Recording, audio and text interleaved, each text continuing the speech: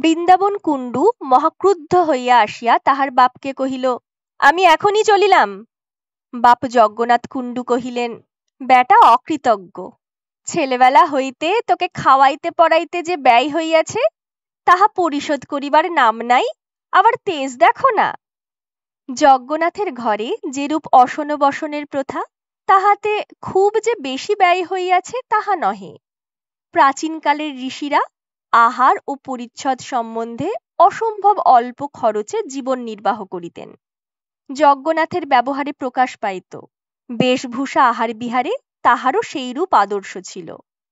সম্পূর্ণ সিদ্ধিলাভ করিতে পারেন নাই, সে কতকটা আধুনিক সমাজের দোষে এবং কতকটা শরীর রক্ষার সম্বন্ধে প্রকৃতির কতকগুলি অন্যায় নিয়মের অনুরোধে। ছেলে যতদিন অবিবাহিত ছিল সহিয়াছিল, কিন্তু বিবাহের পর হইতে খাওয়া পড়া সম্বন্ধে বাপের অত্যন্ত বিশুদ্ধ আদর্শের সহিত ছেলের আদর্শের অনৈক্য হইতে লাগিল। দেখা গেল ছেলের আদর্শ ক্রমশই আধ্যাত্মিকের চেয়ে বেশি আদি ভৌতিকের দিকে যাইতেছে। শীত গ্রীষ্ম ক্ষুধা তৃষ্ণা কাতর পার্থিব সমাজের অনুকরণে কাপড়ের বহর এবং আহারের পরিমাণ উত্তরোত্তর বাড়িয়া উঠিতেছে। এ সম্বন্ধে পিতা পুত্রে প্রায় বচসা হইতে লাগিল।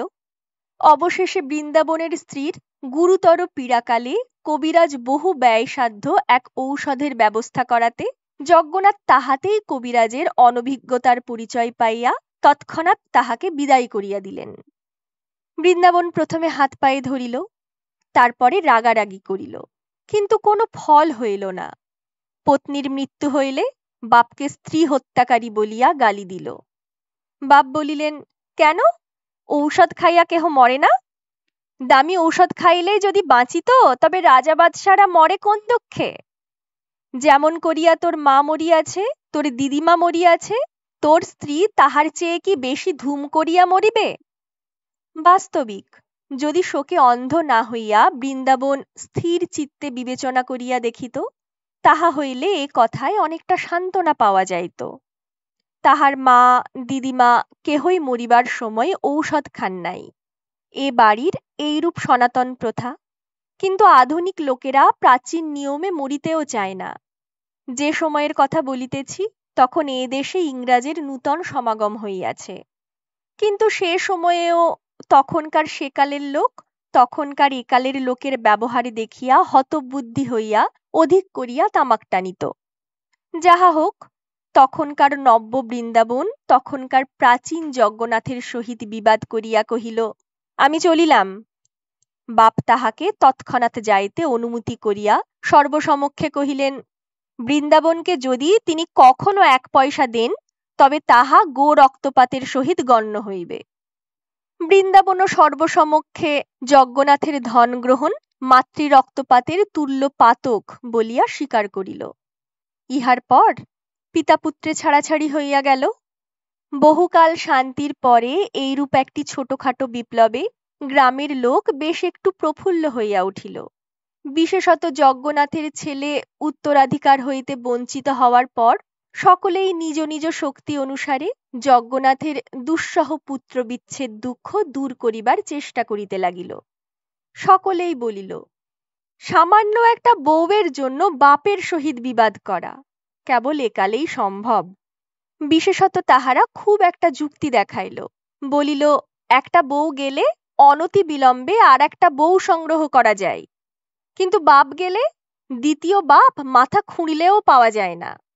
যুক্তি খুব পাকা, সন্দেহ নাই, কিন্তু আমার বিশ্বাস বৃন্দাবনের মতো ছেলে এরূপ যুক্তি শুনিলে অনুতপ্ত না হইয়া বরং কথঞ্চিত আশ্বস্ত হইত। বৃন্দাবনের বিদায়কালে তাহার পিতা যে অধিক মনকষ্ট পাইয়াছিলেন তাহা বোধ হয় না। বৃন্দাবন যাওয়াতে এক তো ব্যয় সংক্ষেপ হইল, তাহার উপরে যজ্ঞনাথের একটা মহা ভয় দূর হইল। বৃন্দাবন কখনো তাহাকে বিষ খাওয়াইয়া মারে এই আশঙ্কা তাহার সর্বদাই ছিল। যে অত্যল্প আহার ছিল তাহার সহিত বিষের কল্পনা সর্বদাই লিপ্ত হইয়া থাকিত। বধূর মৃত্যুর পর এ আশঙ্কা কিঞ্চিত কমিয়াছিল এবং পুত্রের বিদায়ের পর অনেকটা নিশ্চিত বোধ হইল। কেবল একটা বেদনা মনে বাজিয়াছিল, যজ্ঞনাথের 4 বৎসর বয়স্ক নাতি গোকুলচন্দ্রকে বৃন্দাবন সঙ্গে লইয়া গিয়াছিল। গোকুলের খাওয়া পড়ার খরচ অপেক্ষাকৃত কম, সুতরাং তাহার প্রতি যজ্ঞনাথের স্নেহ অনেকটা নিষ্কণ্টক ছিল। তথাপি বৃন্দাবন যখন তাহাকে নিতান্তই লইয়া গেল, তখন অকৃত্রিম শোকের মধ্যেও যজ্ঞনাথের মনে মুহূর্তের জন্য একটা জমা খরচের হিসাব উদয় হইয়াছিল। উভয়ে চলিয়া গেলে মাসে কতটা খরচ কমে এবং বৎসরে কতটা দাঁড়ায়, এবং যে টাকাটা সাশ্রয় হয় তাহা কত টাকার সুদ। কিন্তু তবু শূন্য গৃহে গোকুলচন্দ্রের উপদ্রব না থাকাতে গৃহে বাস করা কঠিন হইয়া উঠিল। আজকাল যজ্ঞনাথের এমনই মুশকিল হইয়াছে, পূজার সময়ে কেহ ব্যাঘাত করে না, খাওয়ার সময় কেহ কাড়িয়া খায় না, হিসাব লিখিবার সময় দোয়াত লইয়া পালায় এমন উপযুক্ত লোক কেহ নাই। নিরুপদ্রবে স্নানাহার সম্পন্ন করিয়া তাহার চিত্ত ব্যাকুল হইয়া উঠিতে লাগিল। মনে হইল যেন মৃত্যুর পরেই লোকে এইরূপ উৎপাতহীন শূন্যতা লাভ করে। বিশেষত বিছানার কাঁথায় তাহার নাতির কৃত ছিদ্র এবং বসিবার মাদুরে উক্ত শিল্পী অঙ্কিত মসিচিহ্ন দেখিয়া তাহার হৃদয় আরো অশান্ত হইয়া উঠিত। সেই অমিতাচারী বালকটি 2 বৎসরের মধ্যেই পরিবার ধুতি সম্পূর্ণ অব্যবহার্য করিয়া তুলিয়াছিল বলিয়া পিতামহের নিকট বিস্তর তিরস্কার সহ্য করিয়াছিল। এক্ষণে তাহার শয়নগৃহে সেই শতগ্রন্থি বিশিষ্ট মলিন পরিত্যক্ত চিরখণ্ড দেখিয়া তাহার চক্ষু ছলছল করিয়া আসিল। সেটি পলিতা প্রস্তুতকরণ কিংবা অন্য কোনো গার্হস্থ্য ব্যবহারে না লাগাইয়া যত্নপূর্বক সিন্দুকে তুলিয়া রাখিলেন এবং মনে মনে প্রতিজ্ঞা করিলেন, যদি গোকুল ফিরিয়া আসে এবং এমনকি বৎসরে একখানি করিয়া ধুতিও নষ্ট করে, তথাপি তাহাকে তিরস্কার করিবেন না। কিন্তু গোকুল ফিরিল না, এবং যজ্ঞনাথের বয়স যেন পূর্বাপেক্ষা অনেক শীঘ্র শীঘ্র বাড়িয়া উঠিল, এবং শূন্য গৃহ প্রতিদিন শূন্যতর হইতে লাগিল। যজ্ঞনাথ আর ঘরে স্থির থাকিতে পারেন না। এমনকি মধ্যাহ্নে যখন সকল সম্ভ্রান্ত লোকই আহারান্তে নিদ্রাসুখ লাভ করে, যজ্ঞনাথ হুকা হস্তে পাড়ায় পাড়ায় ভ্রমণ করিয়া বেড়ান। তাহার এই নীরব মধ্যাহ্ন ভ্রমণের সময় পথের ছেলেরা খেলা পরিত্যাগ পূর্বক নিরাপদ স্থানে পলায়ন করিয়া তাহার মিতব্যয়িতা সম্বন্ধে স্থানীয় কবি রচিত বিভিন্ন ছন্দবদ্ধ রচনা শ্রুতিগম্য উচ্চ স্বরে আবৃত্তি করিত। পাছে আহারের ব্যাঘাত ঘটে বলিয়া তাহার পিতৃদত্ত নাম উচ্চারণ করিতে কেহ সাহস করিত না। এই জন্য সকলেই স্বেচ্ছা মতো তাহার নূতন নামকরণ করিত। বুড়োরা তাহাকে যজ্ঞনাশ বলিতেন, কিন্তু ছেলেরা কেন যে তাহাকে চামচিকে বলিয়া ডাকিত তাহার স্পষ্ট কারণ পাওয়া যায় না। বোধহয় তাহার রক্তহীন শীর্ণ চর্মের সহিত উক্ত খেচরের কোনো প্রকার শরীরগত সাদৃশ্য ছিল। একদিন এইরূপে আম্রতরুচ্ছায়া শীতল গ্রামের পথে যজ্ঞনাথ মধ্যাহ্নে বেড়াইতেছিলেন। দেখিলেন একজন অপরিচিত বালক গ্রামের ছেলেদের সর্দার হইয়া উঠিয়া একটা সম্পূর্ণ নূতন উপদ্রবের পন্থা নির্দেশ করিতেছে। অন্যান্য বালকেরা তাহার চরিত্রের বল এবং কল্পনার নূতনত্বে অভিভূত হইয়া কাইমনে তাহার বশ মানিয়াছে। অন্য বালকেরা বৃদ্ধকে দেখিয়া যেরূপ খেলায় ভঙ্গ দিত, এ তাহা না করিয়া চট করিয়া আসিয়া যজ্ঞনাথের গায়ের কাছে চাদর ঝাড়া দিল এবং একটা বন্ধনমুক্ত গিরগিটি চাদর হইতে লাফাইয়া পড়িয়া তাহার গা বাহিয়া অরণ্যাভিমুখে পলায়ন করিল। আকস্মিক ত্রাসে বৃদ্ধের সর্বশরীর কণ্টকিত হইয়া উঠিল। ছেলেদের মধ্যে ভারী একটা আনন্দের কলরব পড়িয়া গেল। আর কিছু দূর যাইতে না যাইতে যজ্ঞনাথের স্কন্ধ হইতে হঠাৎ তাহার গামছা অদৃশ্য হইয়া অপরিচিত বালকটির মাথায় পাগড়ির আকার ধারণ করিল। এই অজ্ঞাত মানবের নিকট হইতে এই প্রকার নূতন প্রণালীর শিষ্টাচার প্রাপ্ত হইয়া যজ্ঞনাথ ভারী সন্তুষ্ট হইলেন। কোনো বালকের নিকট হইতে এরূপ অসংকোচ আত্মীয়তা তিনি বহুদিন পান নাই। বিস্তর ডাকাডাকি করিয়া এবং নানামতো আশ্বাস দিয়া যজ্ঞনাথ তাহাকে কতকটা আয়ত্ত করিয়া লইলেন। জিজ্ঞাসা করিলেন, তোমার নাম কি? সে বলিল, নিতাই পাল। বাড়ি কোথায়? বলিব না। বাপের নাম কি? বলিব না। কেন বলিবে না? আমি বাড়ি ছাড়িয়া পলাইয়া আসিয়াছি। কেন? আমার বাপ আমাকে পাঠশালায় দিতে চায়। এরূপ ছেলেকে পাঠশালায় দেওয়া যে একটা নিষ্ফল অপব্যয় এবং বাপের বিষয় বুদ্ধিহীনতার পরিচয়, তাহা তৎক্ষণাৎ যজ্ঞনাথের মনে উদয় হইল। যজ্ঞনাথ বলিলেন, আমার বাড়িতে আসিয়া থাকিবে? বালকটি কোনো আপত্তি না করিয়া এমনই নিঃসংকোচে সেখানে আশ্রয় গ্রহণ করিল, যেন সে একটা পথপ্রান্তবর্তী তরুতল। কেবল তাহাই নয়, খাওয়া পড়ার সম্বন্ধে এমন অম্লান বদনে নিজের অভিপ্রায় মত আদেশ প্রচার করিতে লাগিল, যেন পূর্বাহ্নেই তাহার পুরা দাম চুকাইয়া দিয়াছে, এবং ইহা লইয়া মাঝে মাঝে গৃহস্বামীর সহিত রীতিমতো ঝগড়া করিত। নিজের ছেলেকে পরাস্ত করা সহজ, কিন্তু পরের ছেলের কাছে যজ্ঞনাথকে হার মানিতে হইল। যজ্ঞনাথের ঘরে নিতাই পালের এই অভাবনীয় সমাদর দেখিয়া গ্রামের লোক আশ্চর্য হইয়া গেল। বুঝিল বৃদ্ধ আর বেশিদিন বাঁচিবে না, এবং কোথাকার এই বিদেশি ছেলেটাকেই সমস্ত বিষয় দিয়া যাইবে। বালকের উপর সকলেরই পরম ঈর্ষা উপস্থিত হইল, এবং সকলেই তাহার অনিষ্ট করিবার জন্য কৃত সংকল্প হইল, কিন্তু বৃদ্ধ তাহাকে বুকের পাঁজরের মতো ঢাকিয়া বেড়াইত। ছেলেটা মাঝে মাঝে চলিয়া যাইবে বলিয়া শাসাইত। যজ্ঞনাথ তাহাকে প্রলোভন দেখাইতেন, ভাই, তোকে আমি আমার সমস্ত বিষয় আশয় দিয়া যাইব। বালকের বয়স অল্প, কিন্তু এই আশ্বাসের মর্যাদা সে সম্পূর্ণ বুঝিতে পারিত। তখন গ্রামের লোকেরা বালকের বাপের সন্ধানে প্রবৃত্ত হইল। তাহারা সকলেই বলিল, আহা, বাপমার মনে না জানি কত কষ্টই হইতেছে, ছেলেটাও তো পাপিষ্ট কম নয়, বলিয়া ছেলেটার উদ্দেশ্যে অকথ্য উচ্চারণে গালি প্রয়োগ করিত। তাহার এতই বেশি ঝাঁজ যে ন্যায়বুদ্ধির উত্তেজনা অপেক্ষা তাহাতে স্বার্থের গাত্রদাহ বেশি অনুভূত হইত। বৃদ্ধ একদিন এক পথিকের কাছে শুনিতে পাইল, দামোদর পাল বলিয়া এক ব্যক্তি তাহার নিরুদ্দিষ্ট পুত্রের সন্ধান করিয়া বেড়াইতেছে, অবশেষে এই গ্রামের অভিমুখেই আসিতেছে। নিতাই এই সংবাদ শুনিয়া অস্থির হইয়া উঠিল। ভাবি বিষয় আশয় সমস্ত ত্যাগ করিয়া পলায়নোদ্যত হইল। যজ্ঞনাথ নিতাইকে বারংবার আশ্বাস দিয়া কহিলেন, তোমাকে আমি এমন স্থানে লুকাইয়া রাখিব যে কেহই খুঁজিয়া পাইবে না, গ্রামের লোকেরাও না। বালকের ভারী কৌতূহল হইল, কহিল, কোথায়, দেখাইয়া দাও না। যজ্ঞনাথ কহিলেন, এখন দেখাইতে গেলে প্রকাশ হইয়া পড়িবে, রাত্রে দেখাইব। নিতাই এই নূতন রহস্য আবিষ্কারের আশ্বাসে উৎফুল্ল হইয়া উঠিল। বাপ অকৃতকার্য হইয়া চলিয়া গেলেই বালকদের সঙ্গে বাজি রাখিয়া একটা লুকোচুরি খেলিতে হইবে, এইরূপ মনে মনে সংকল্প করিল। কেহ খুঁজিয়া পাইবে না, ভারী মজা। বাপ আসিয়া সমস্ত দেশ খুঁজিয়া কোথাও তাহার সন্ধান পাইবে না, সেও খুব কৌতুক।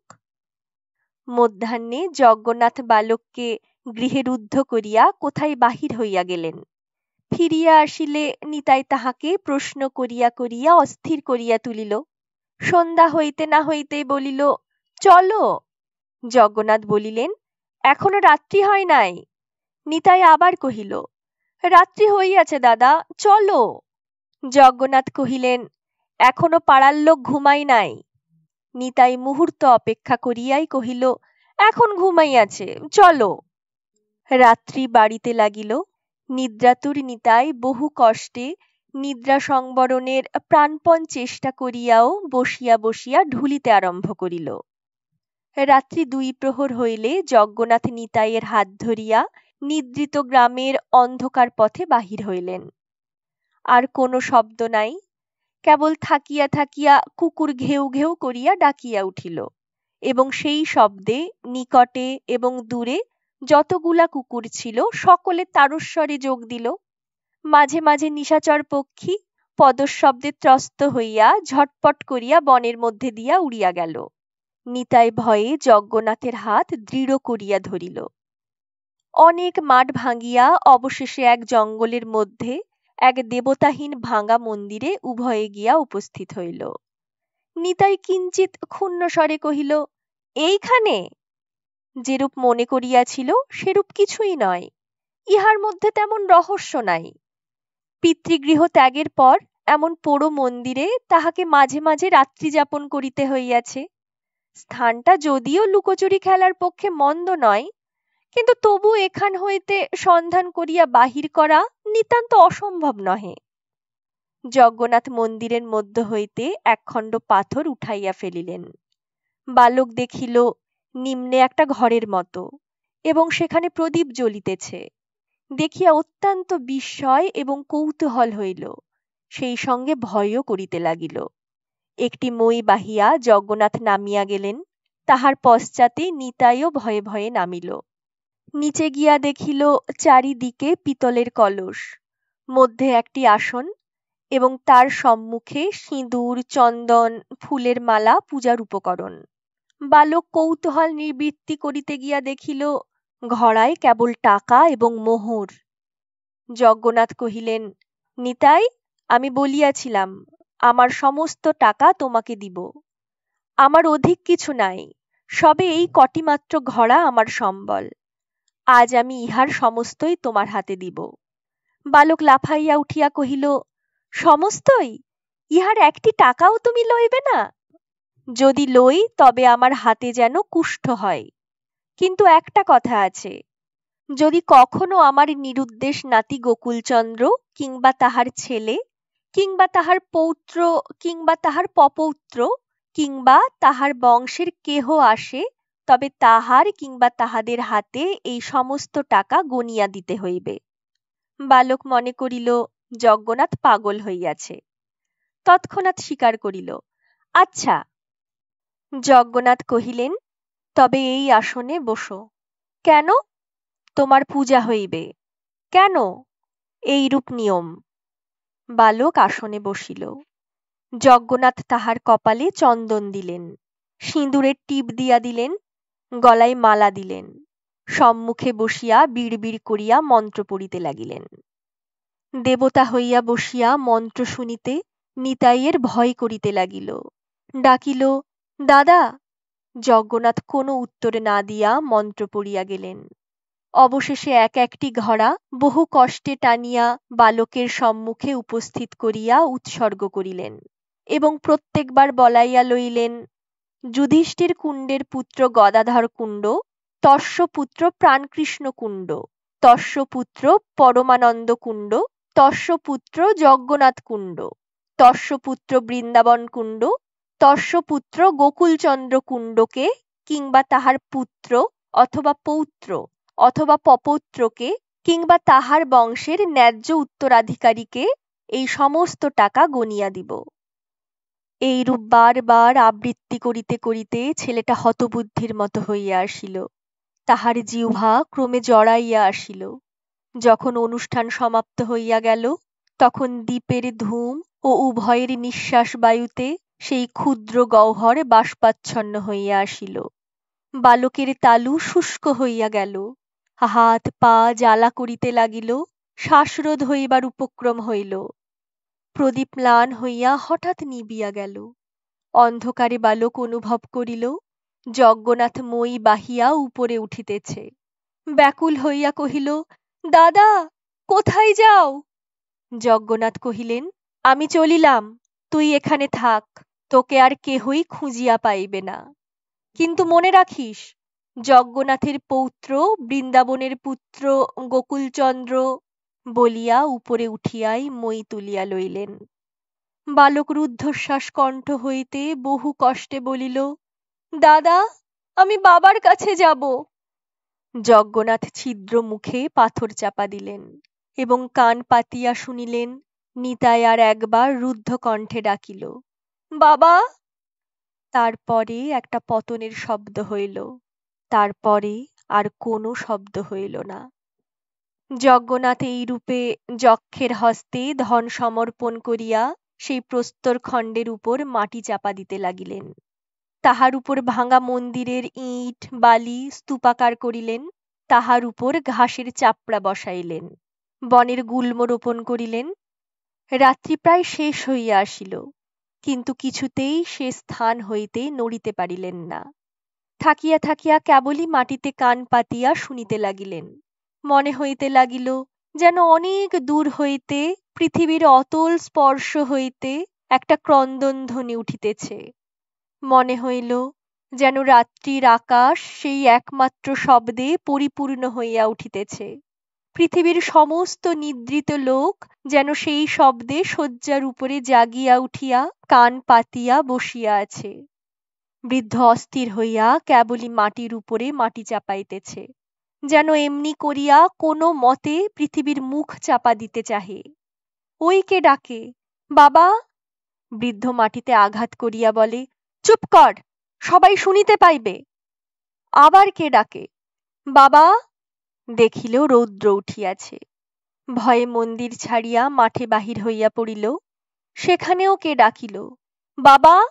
যজ্ঞনাথ সচকিত হইয়া পিছন ফিরিয়া দেখিলেন বৃন্দাবন। বৃন্দাবন? বৃন্দাবন কহিল, বাবা, সন্ধান পাইলাম আমার ছেলে তোমার ঘরে লুকাইয়া আছে, তাহাকে দাও। বৃদ্ধ চোখ মুখ বিকৃত করিয়া বৃন্দাবনের উপর ঝুঁকিয়া পড়িয়া বলিল, তোর ছেলে? বৃন্দাবন কহিল, হ্যাঁ, গোকুল। এখন তাহার নাম নিতাই পাল, আমার নাম দামোদর। কাছাকাছি সর্বত্রই তোমার খ্যাতি আছে, সেই জন্য আমরা লজ্জায় নাম পরিবর্তন করিয়াছি, নহিলে কেহ আমাদের নাম উচ্চারণ করিত না। বৃদ্ধ 10 অঙ্গুলি দ্বারা আকাশ হাতড়াইতে হাতড়াইতে যেন বাতাস আঁকড়িয়া ধরিবার চেষ্টা করিয়া ভূতলে পড়িয়া গেল। চেতনা লাভ করিয়া যজ্ঞনাথ বৃন্দাবনকে মন্দিরে টানিয়া লইয়া গেলেন। কহিলেন, কান্না শুনতে পাইতেছ? বৃন্দাবন কহিল, না। কান পাতিয়া শোনো দেখি, বাবা বলিয়া কেহ ডাকিতেছে? বৃন্দাবন কহিল, না। বৃদ্ধ তখন যেন ভারী নিশ্চিন্ত হইল। তাহার পর হইতে বৃদ্ধ সকলকে জিজ্ঞাসা করিয়া বেড়াই, কান্না শুনিতে পাইতেছ? পাগলামির কথা শুনিয়া সকলেই হাসে। অবশেষে বৎসর 4 পরে বৃদ্ধের মৃত্যুর দিন উপস্থিত হইল। যখন চোখের উপর হইতে জগতের আলো নিভিয়া আসিল এবং শ্বাস রুদ্ধ প্রায় হইল, তখন বিকারের বেগে সহসা উঠিয়া বসিল। একবার 2 হস্তে চারিদিক হাতড়াইয়া মুমূর্ষ কহিল, নিতাই, আমার মইটা কে উঠিয়ে নিলে? সেই বায়ুহীন আলোকহীন মহাগহ্বর হইতে উঠিবার মই খুঁজিয়া না পাইয়া আবার সে ধূপ করিয়া বিছানায় পড়িয়া গেল। সংসারের লুকোচুরি খেলায় যেখানে কাহাকেও খুঁজিয়া পাওয়া যায় না, সেইখানে অন্তর্হিত হইল। শুনছিলেন রবীন্দ্রনাথ ঠাকুরের সম্পত্তি সমর্পণ। কেমন লাগলো কমেন্ট করে জানাবেন। যদি ভালো লেগে থাকে ভিডিওটিকে লাইক করে নেবেন এবং বন্ধুদের সঙ্গে শেয়ার করে নেবেন। আর অবশ্যই আমার চ্যানেলটি সাবস্ক্রাইব করে নেবেন।